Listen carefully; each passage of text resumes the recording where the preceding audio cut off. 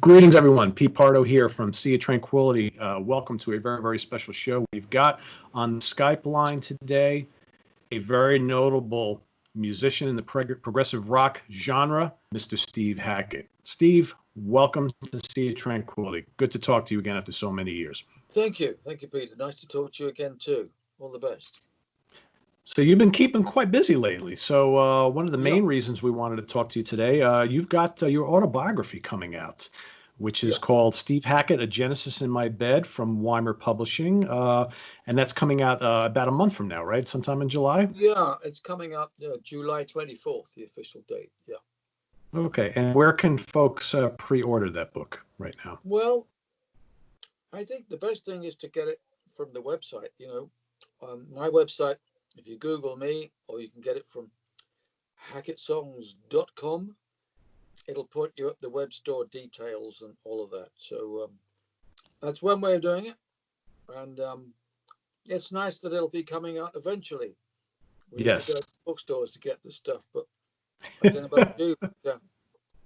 Stores are just starting to open again. I know they are. We have a Barnes and Noble here in town that I drive by every day, and it's been closed obviously for months. And I'm thinking, man, I would just love to go into a bookstore again and just be able to browse like you normally do, right? But it's kind of impossible right now. I'd like to go anywhere right now. That would be great. Exactly. So I know folks don't have a copy of the book yet, but there's a picture of you holding a Gibson Les Paul on the cover. Is that your 57 gold top? Yeah, that's right. Looks like you've got something very interesting in the background there, which I can see, which looks very Les Paul-like in its shape. Yeah, that's a Les Paul classic. I've got a traditional and a standard there as well. So great guitars. I'm a big Gibson fan, as I know you are as well. Great guitars. I also play Fernandez, which looks like a Les Paul, and to all intents and purposes, but it has the sustainer pickup in. So, there is that extra facility. My one would horrify Les Paul purists because I've got a few of these Fernandez that have tremolo arms on, and the one that I'm currently playing used to belong to the late great Gary Moore. So it has some history, should we say? I would say so. Wow, that's awesome. Yeah, it's a great sounding guitar.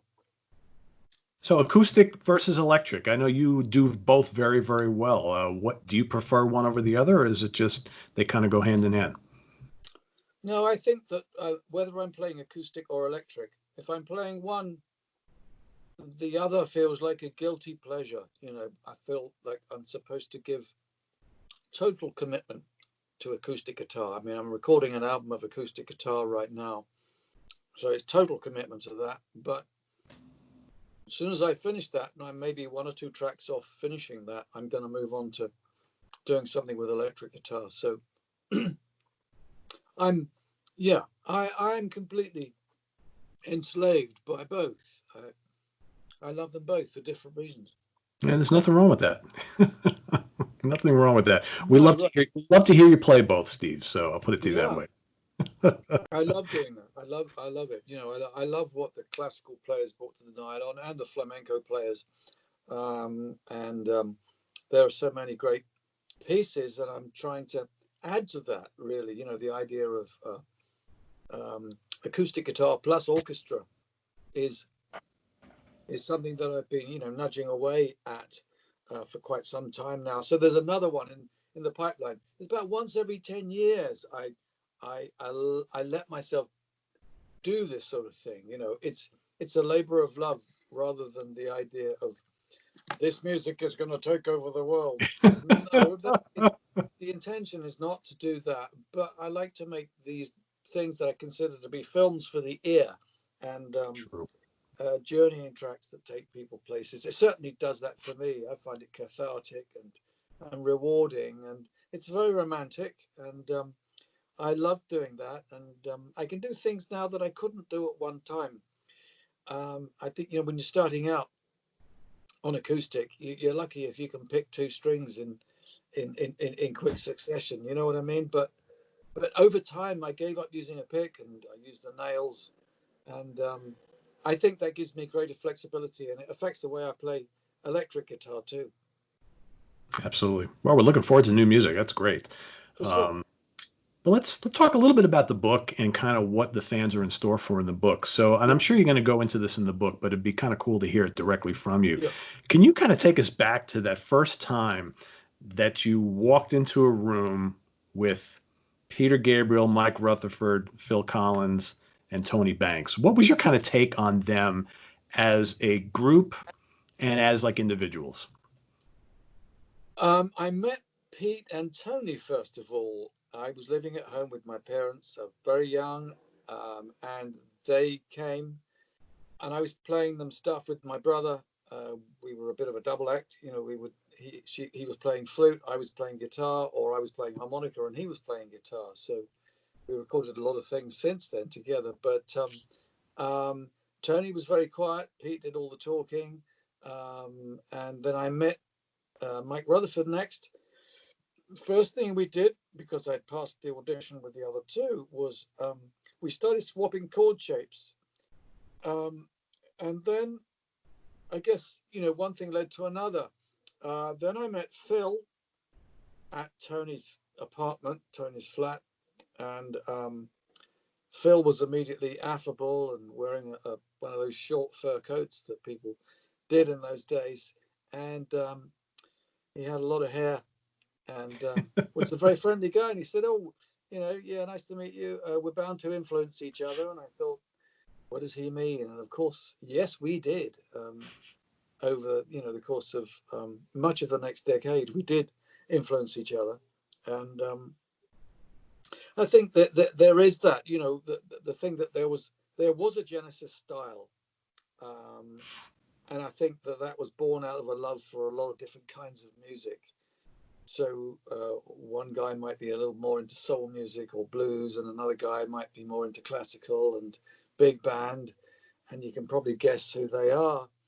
And Mike Rutherford liked a lot of Judy Collins and Joni Mitchell. So for a bass guitarist, I think he was probably thinking of himself more as a 12-string guitarist. He'd been heavily influenced by Anthony Phillips, and I think with all of that, to do a guitar-based tune with Genesis meant that we had an awful lot of 12 strings going all at once, sometimes three all at once, and it characterized the sound of the early band.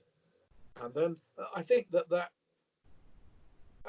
over time that gave way to stuff that was more mainstream and louder and less acoustic. But a lot of the songs that I worked on with them tended to start quietly and then ended up with a roar. That was the way it worked. It allowed for dynamics to build over time. So we didn't call it progressive at the time. That's a tag that's been attached to it after the event. We didn't know we were supposed to be that. Right, right.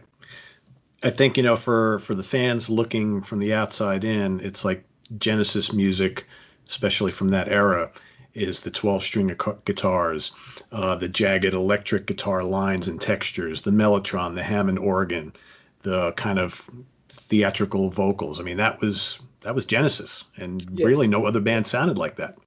And not really prog rock at the time. You're right, absolutely right. I don't think progressive rock really became a term till a lot of the bands who were kind of playing that sort of music were starting to move into other things. But Yes. That's right. so you recorded with the band what is considered a lot of classic albums. When you kind of look back on that period in time, is there one of those Genesis albums that you worked on, that you played on, that really stands out as your kind of favorite? Like, which one do you normally think back the fondest when you look back on those days? Well, I think Selling England by the Pound is the one that stands out for me because it was from a time when we were starting to just tour the States. And John Lennon said that we were one of the bands that he was listening to. So um, I couldn't think of, higher praise from, from somebody that we'd grown up, listening to. So that was very important for us. The rest of the world wasn't really aware of that. We couldn't trade on that. These days, that news could go viral. You could tweet that, and it'll be, yeah, I want to check out that interview. I want to hear this. But it's lost in the annals of time. that's how it is. But it was important for the band's spirit to know that we were getting feedback from the top. That was important to us. So that's from 1973. That album really defines a lot of what I was trying to get Genesis to do. This kind of pan-genre approach, lots and lots of different styles.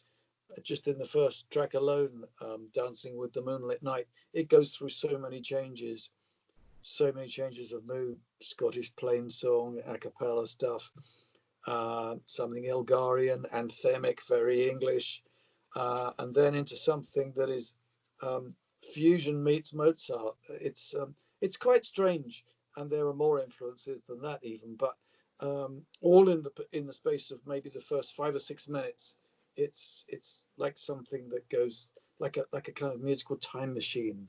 And you're going backwards 300 years and you're coming forwards maybe a couple of hundred. So I don't know if music will ever quite catch up with that, I have to say. I'm not sure that there are too many albums that sound like Singing by the Pound. Genesis never really did another album that sounded quite like that.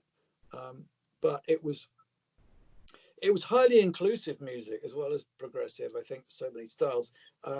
Thinking of the effect of Gilbert and Sullivan and pantomime, humor, very English stuff, very, very dry, sort of parody of the English, Peter Gabriel doing impression of English vicars and all this kind of stuff. And yet we had a hit single on the album. The first hit single was I Know What I Like, which was, I think it was surprising for the band. In fact, it came from a rejected guitar riff that I had, from the previous year. Mike Rutherford was saying, it sounds too much like the Beatles, we can't do that. I thought, okay. And then the next year, Phil and I were playing it, the band joins in, we jam on it, we refine it, turn it into a song, and it becomes a hit. Very strange, but yesterday's rejects, tomorrow's triumphs. That's how it works so many times in music. So Those always make the best stories, Steve. Yeah, well, I think so. There's something in the I Ching. You remember that, where it talks of work on that which has been spoiled. There's a whole section in that, and it's perfect for music, because if you feel that your great opus or your great little ditty didn't really take off back in the day, or even a riff, it doesn't. There's no need for stillborn brain children. As long as you've got it in mind and you represent it, you stick with it. So what is that Yes track? It can happen. It can happen to you. It can certainly happen to that song. Yeah, Absolutely. Yeah, it's funny you pick that album. Like when I go to recommend one of those 70s albums to someone who's not very familiar with the music of Genesis, that's usually the one that I recommend. I think that's a good first step into the music of the band. It may not necessarily be my favorite album from that era. I usually go towards Foxtrot. And ironically, I thought that you might actually say Wind and Wuthering, which I think for me is the album that has the most Steve Hackett on it. But I think you probably also, it sounds like you agree with me that that album is probably the most representative of Genesis from that period in time. yeah. I think all of those albums have got something unique to offer, and I mean, Foxtrot has Suppers Ready, not to mention Water of the Skies, and a little track that I played on my own called Horizons. Yep. But nonetheless, people think of it as part of Suppers Ready, or the hors d'oeuvre before the main course, which is Suppers Ready. And when I play that live, as I hope to be doing once we're back to live gigs, because I'm going to be doing the whole of Seconds Out, it'll be great to do that. And I extend it at the end, whatever guitar work was on the original, and it was pretty heavily tracked back in the day. It's very spontaneous. I do take it to the mountains. I do a long solo at the end and try and wring out everything I possibly can out of the guitar, every last bit of emotion out of it at the end. So it's a track that you never really want it to go away. If you're a fan of that track, then it's a long, slow ride into the sunset with that at the end. It's still something that defines Genesis. And as a 5-piece, we were working with Peter Gabriel, and he was hugely creative and innovative. And then you mentioned Wind and Wuthering, which I think has got a lot to offer. Yeah, by then I was,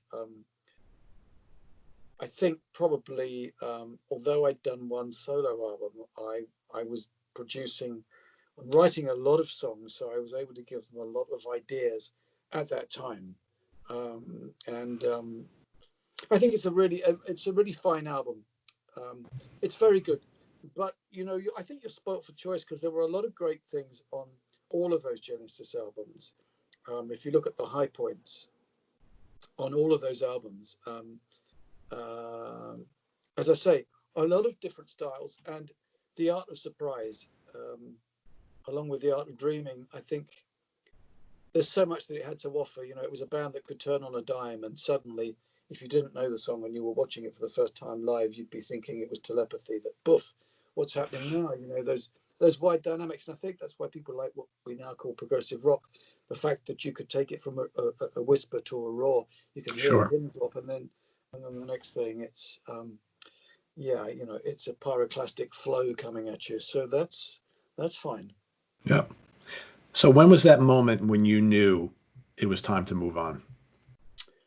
Um, Let me see. I think we were touring A Trick of the Tail, and I'd had success with my first solo effort, and it produced an almighty row one day, and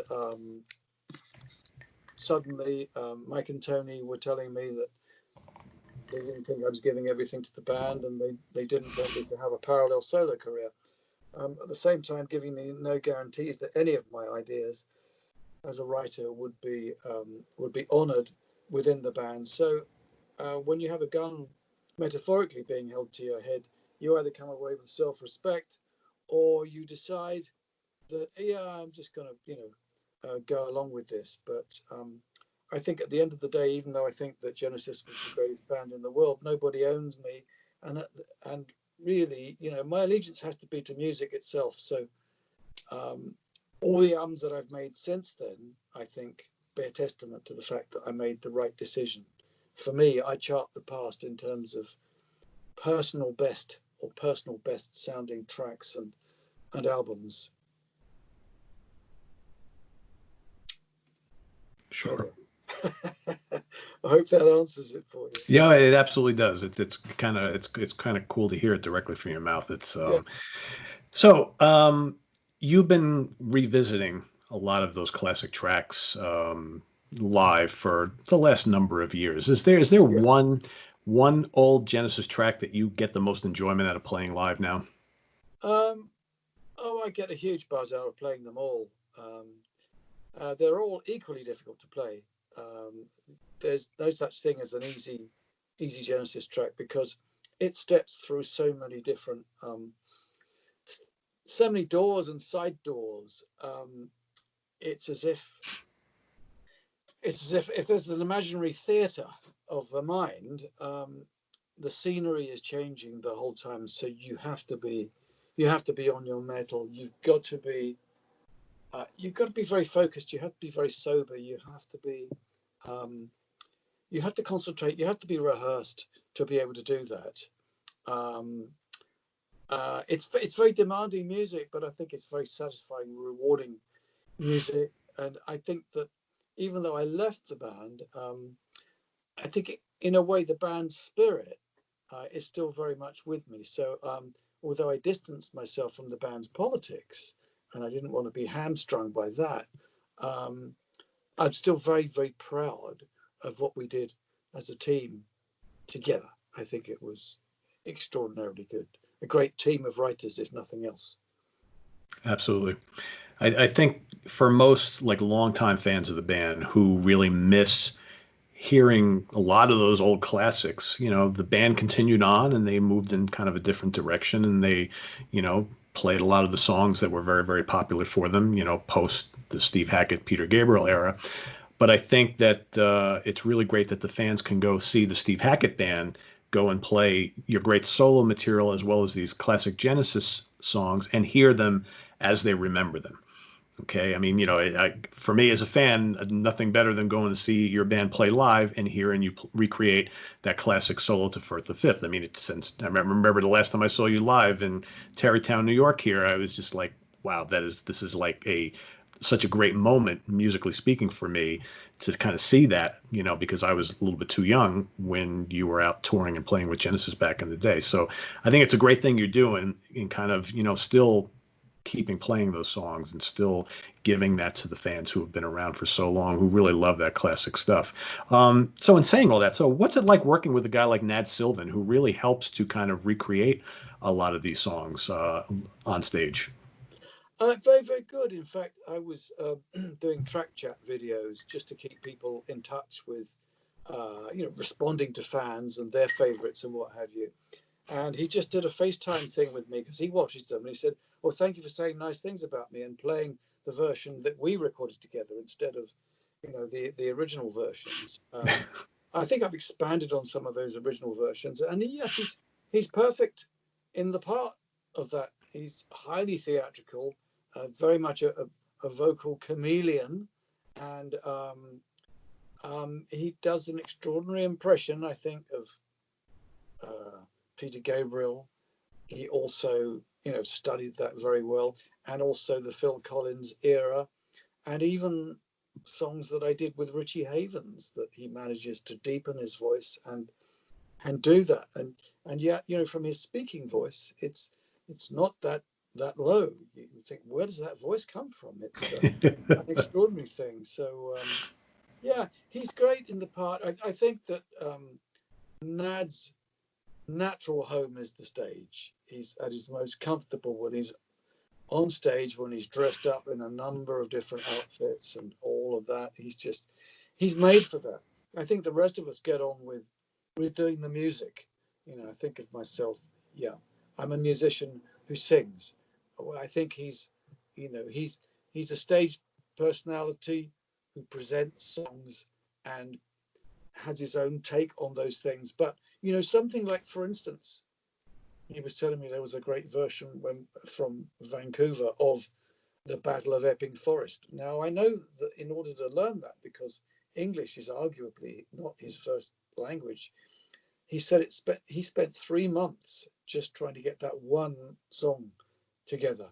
Wow. Because you've got to be a zillion different characters in that, and you've got to be your own timekeeper on it, because the timing, it's very contrapuntal. You've got these sort of binary rhythms going on, very unobvious things from drums. You can't tap your foot to it. You get 3 against 2 moments. You get all this weird stuff. So it's as English as it comes, as idiosyncratic as any song can possibly be. And it's basically humorous. But somehow, he manages to pull all that off. It's even now, even though I've been playing that for a long time, in fact, retired it for 40 years, but I was playing it on stage back then, I had to relearn it and think, where was the mindset there? Playing guitar with in-time echoes, and playing these first inversion chords and trying to sound like a keyboard, and Tony trying to sound like a guitar a lot of the time. And so we met in the middle doing harmony lines in many places, but tapping came out of a need to emulate what keyboard could do. So big Bach fan, all of that. Yeah, I mean, it's when you look back, you have to say to yourself, yeah, avant-garde is anything I'm currently interested in, and that includes Baroque and blues. I won't dismiss anything from, anything that's timeless, whether it's early Eric Clapton playing stuff that was written by Willie Dixon or whatever, or whether it's Bach or even a piece of Scarlatti that I've recorded recently. It doesn't matter. If it's good, it's current, it's now. Guys are sitting down classical guitar, learning that stuff, and it's not like you hum it and I'll play it. That's arguably more difficult than rock, because you're doing all the parts, one guitar, And you have to get that stuff right, and not just the notes right, but be sensitive to it and learn, how the guitar can sigh in a way, that gentle thing with nylon guitar. And then there's, yes, electric guitars. We know that they can scream. We know that they can do that. We know they can sound like the voice. They're like the other voice, but it's like different gods somehow. And yeah, I bow down to both of them for sure. Yeah, all those different styles become part of the stew pot when it all Yeah, comes down to it, right? Yeah, absolutely. for sure. So I know we're getting close to the bottom of the hour here. So kind of what's next for Steve Hackett and the Steve Hackett Band? So, COVID-19 is happening right now. I know you had a Yeah, lot of live dates planned. So yeah, once things kind of get back to some sort of normalcy, so what's the yeah, next we can expect? Is there another band album down the yeah. pike somewhere to follow up Well, Edge of Light? What's kind of going on there? I'll tell you exactly. Gigs are being rescheduled, so all those people that bought tickets, they will be valid probably for next year. Okay, so that's all happening. Stuff's being booked right now. So yeah, I'll be back in the saddle with that. Meanwhile, I have a live album coming out from Hammersmith, London, which is the Selling England show. That's the show that I suspect you may have seen. That's Selling England, Spectral Mornings, and At the Edge of Light. So it's my three favorite studio albums, all done, with highlights of one or two of them, and the complete Selling England. So that's coming out. I think it's coming out in September. The book's coming out in July the 24th. I'm very close to finishing an acoustic stroke orchestral album. I have also a couple of tracks into a rock album as well. So in about a week's time, I get on with the rock stuff, and I just want to keep it coming. While we can't do gigs, it's a great time to record and ask people to keep faith with that it will keep coming. Absolutely. Great. Well, we're looking forward to all this, Steve. It sounds great. And one last quick question. Anything in the book about your time in GTR? Yeah, that's in there as well. GTR's in there. Steve Howe, great guitarist. Very interesting to be in a band together for a couple of years. And so it's all great. And now I have to go to do this. So that's really great. Wonderful talking to you, Peter. Thank you so Same much. here. Same here, Steve. It's been a pleasure, everybody. Thanks to Steve Hackett. Visit us on the web at www.seatranquility.org. We're on Facebook. We're on Twitter. Of course, we're here on YouTube all the damn time. So for Steve Hackett, I am All Pete the best. Pardo. Thanks again. Take care. Bye-bye. Thank you, Peter. Cheers. Thanks.